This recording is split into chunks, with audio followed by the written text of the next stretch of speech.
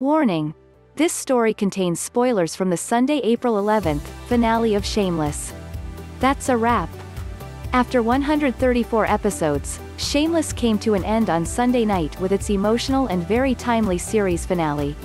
The series lead, Frank, William H. Macy, who was diagnosed with dementia caused by his alcoholism, ended up in the hospital alone after contracting coronavirus, where he ultimately died.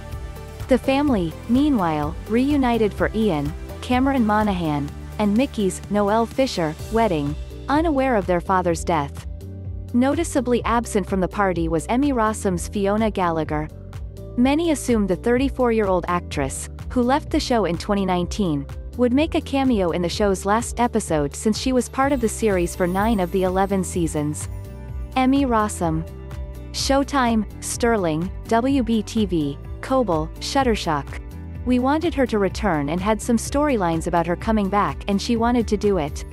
Based on what was going on with the pandemic, when we were planning it, there have been so many surges, I can't remember which one it was, but the quarantines went back into effect between New York, where Rossum resides, and Los Angeles, and it was impossible to figure out how to get her back, showrunner John Wells told The Hollywood Reporter.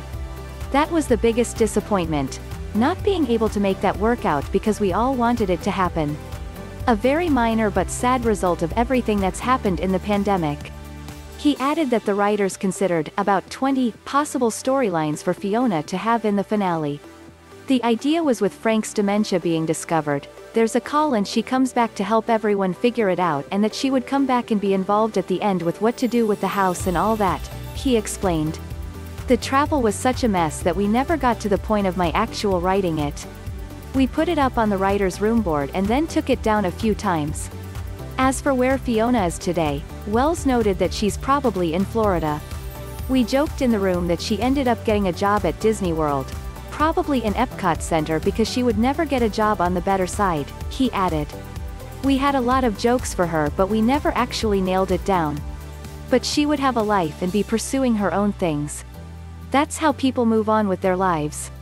When the Cold Pursuit actress announced her exit in 2018, she noted in her statement, "I will always be rooting for my family.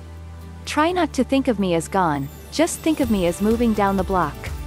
Listen to Watch with us to hear more about your favorite shows and for the latest TV news.